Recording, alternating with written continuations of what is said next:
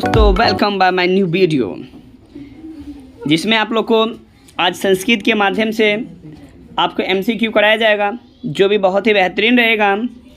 यदि आपको यह वीडियो बहुत ही पसंद हुआ तो लाइक और सब्सक्राइब और दोस्तों को भी जरूर शेयर करें। तो चलते हैं बिना टाइम गवाए हुए, देखेंगे पहला सवाल आपके स्क्रीन पे आ चुकी है।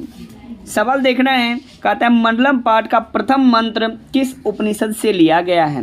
आपके सामने 4 का 4 ऑप्शन दिया गया है, देख सकते हैं 4 का 4 ऑप्शन दिया गया है। इसमें से कौन सा आंसर होगा, आप आंसर बना के कॉपी कलम को लिख बैठा कीजिएगा, ताकि आपको जो बताया जाएगा तब चेक कर सकते हैं कितना मेरा आंसर गया है। ठीक है, तो चलिए देखिए, आपने इसका आंसर कर लिया होगा।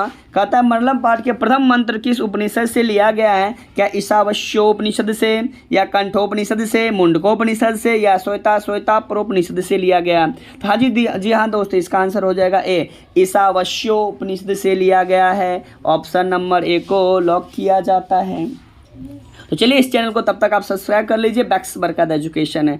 आपको जब तक आपका एग्ज़ाम नहीं होगा तब तक एमसीक्यू साइंस में, एसएसटी में, संस्कृत में, हिंदी में, आप लोग को बारीकी से मैथ में आपको कराया जाएगा। इस चैनल से जुड़े रहिएगा।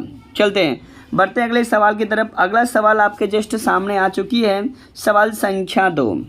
देखिए दूसरा सवाल कहता है मंडलम पाठ में कैसे मंत्र संकलित किए गए हैं। हाँ जी दोस्तों, आपके सामने यहाँ 4 ऑप्शन दी गई है। चारों ऑप्शन में से आपका जो आंसर इसमें होगा उसे आप क्लिक करेंगे।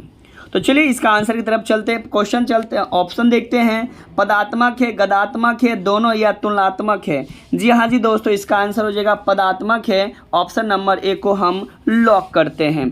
चलिए बढ़ते अगले सवाल की तरफ। सवाल संख्या आपके सामने, सवाल संख्या 3 आपके सामने आ रही है। 3 ही होगा ना। चलिए तीसरा सवाल आपके सामने आ चुकी है। सवाल आपके सामने है, कहता है आपके सामने सवाल है, कहता है मंडलम पाठस्य रचनाकारक अस्ति। यानी कहने का मतलब मंडलम पाठ के रचनाकार कौन है। महर्षि वेदव्यास है, भवभूत है, चाणक्य है, महर्षि वेदव्यास है। चलिए हाँ जी दोस्तों, यहाँ पे ऑप्शन में आपको होना चाहिए थे महर्षि वाल्मीकि लिखा हुआ है, भवभूत है, चाणक्य और महर्षि वेदव्यास है। हाँ जी दोस्तों, इसका आंसर चलेंगे, इसका आंसर हो जाएगा घ नंबर, जिसे हम लोग कहते हैं डी नंबर। यानी का आंसर की बात करते हैं तो वेदव्यास जी हैं। ऑप्शन नंबर डी को लॉक कीजिए और आगे थोड़ा बढ़ जाइए। चलिए बढ़ते हैं चौथा सवाल की तरफ। चौथा सवाल आपके सामने आ चुकी है, यह संपूर्ण संसार किसके द्वारा अनुशासित है। देखेंगे आपके सामने 4 ऑप्शन है, फटाफट इसका आंसर कीजिए। चलिए देखते हैं, ऑप्शन है साहित्य है, परमात्मा है, आत्मा और इनमें से कोई नहीं। आपको पता है ना, संपूर्ण संसार किससे जुड़ा हुआ है, परमात्मा से जुड़ा हुआ है। ऑप्शन नंबर बी को लॉक कीजिए और आगे बढ़िए। चलिए अगला सवाल चलते हैं। अगला सवाल आपके जस्ट सामने आ चुकी है, आपके जस्ट सामने आ चुकी है। 5वां सवाल है ना। चलिए सवाल देखिए, कहता है उपनिषद कस्य महिमा प्रधानतया गीते। कहने का मतलब कौन इसका गीत गाता है। तो चलिए ऑप्शन आपके जस्ट सामने 4 दे दिया गया, इसका आंसर चलते हैं। इसका आंसर देखेंगे, परम पुरुषस्य, स्वविषमस्य, देव पुरुषस्य और परम पुरुष, और दोनों ऑप्शन ए और डी नंबर दोनों सेम ऑप्शन ही है। ठीक है, तो चलिए इसका ऑप्शन नंबर क्या करते हैं, ए और क्या कहते हैं, डी को लॉक करते हैं, परम पुरुषस्य को। ठीक है, बढ़ते अगले सवाल तक। सवाल संख्या 6 आपके सामने आ चुकी है। सवाल कहता है मंडलम पाठ कति मंत्र संकलिता सन्ति। तो देखिए कहने का मतलब है मंडलम पाठ में कितने मंत्र से संकलित किया गया। 4 ऑप्शन आपके सामने है, कहता है पंच है, सप्त, चत्वारा या अष्ट है। हाँ जी दोस्तों, इसका आंसर हो जाएगा पंच, यानी ऑप्शन नंबर ए को लॉक करते हैं। बढ़ते अगले सवाल तरफ। अगर आपको वीडियो पसंद आ रहा है तो लाइक और सब्सक्राइब दोस्तों को भी शेयर करें, ताकि इस चैनल से बड़ी मात्रा में ऐड हो सके। चलिए अगला सवाल है आपके जस्ट सामने है, सवाल संख्या 7, कहता है सत्यमेव जयते किस उपनिषद का मूल मंत्र है। तो 4 ऑप्शन आपके जस्ट सामने आ चुकी, इसका आंसर आप फटाक दबर करेंगे ताकि बेहतर रहेगा। ठीक है, तो चलिए पहला आपका है, आप देखकर इसका आंसर क्लिक कर सकते हैं। चलिए कहता है सत्यमेव जयते किस पाठ से संकलित है, तो कहता है मुंडकोपनिषद से। ऑप्शन नंबर सी को लॉक कीजिए। चलिए फटाफट करते हैं। चलिए अगला सवाल देखिए, यह लाइन से उठाकर दिया गया, इस लाइन में आपको सारे मंत्र आपको देखना पड़ेगा। चलिए अब सवाल देखिए 8 नंबर कहता है हिरण्य पात्रेण डैश दृश्यते, यह मंत्र किस उपनिषद से ली गई है? तो चलते हैं इसे। कहता है हिरण्य पात्रेण, कहते हैं ना सत्य का मुख क्या कहते हैं, सोने के पात्र से ढका हुआ रहता है। तो चलिए इसका ऑप्शन है, इसका आंसर है ईशावास्योपनिषद से लिया गया, ऑप्शन नंबर बी है ना, ईशावास्योपनिषद से लिया गया है। चलिए 9 नंबर सवाल चलते हैं। 9 नंबर सवाल आपके जस्ट सामने आ चुकी है। सवाल कहता है मंडलम पाठ में कुल कितने मंत्र पद हैं? देखिए याद रखना पद है, ध्यान रखिएगा मंडलम। चलते हैं बाबू, इसका आंसर हो जाएगा ऑप्शन नंबर ए 5 होगा। चलिए बढ़िए अगले सवाल की तरफ। सवाल संख्या 10, सवाल संख्या 10 कहता है जंतो गुहायाम कह निहितः, तो कहता है इससे किससे संबंधित है? तत्वम, शरीरम, देवम या राक्षसम? देखते हैं तत्व से हमारा संबंधित होगा, ऑप्शन नंबर ए को लॉक कीजिए। बढ़िए अगले सवाल की तरफ। सवाल संख्या 11 आपके जस्ट सामने आ चुकी है। सवाल कहता है सत्य का मुख किस पात्र से ढका हुआ है? जस्ट मैंने आपको बताया, जल्दी कमेंट कीजिए इसका आंसर कितना होगा। चलिए इसका आंसर हो जाएगा हिरण्य पात्र, ऑप्शन नंबर सी को लॉक कीजिए।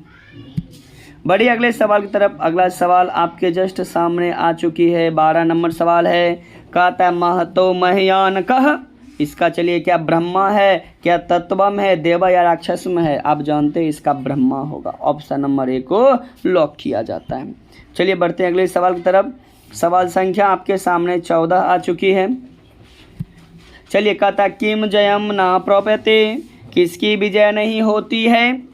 यही ना सवाल है, किसकी विजय नहीं होती है? कहता है असत्य क सत्य क दोनों इनमें से कोई नहीं। आप जानते हैं ना किसकी विजय नहीं होती है, यहाँ पर लिखा असत्य की विजय नहीं होती है, ऑप्शन नंबर ए को लॉक कीजिए। बढ़िए अगले सवाल की तरफ। चलिए अगला सवाल आपके सामने आ चुके, कह महतो मह्यान अस्ति। चलिए इसका आंसर फटाफट करते, इसका ऑप्शन नंबर क्या हो जाएगा? डी ब्रह्मा। चलिए 16 नंबर सवाल की तरफ चलते हैं, देखेंगे 16 नंबर सवाल क्या कहता है। कहता किम जायते, किसकी विजय होती है? मोह, सत्यम, क्रोध या सत्य की? चलिए ऑप्शन नंबर बी को लॉक कीजिए, सत्य की विजय होती है। अगला बढ़िए 17 नंबर सवाल आपके जस्ट सामने आ चुकी है।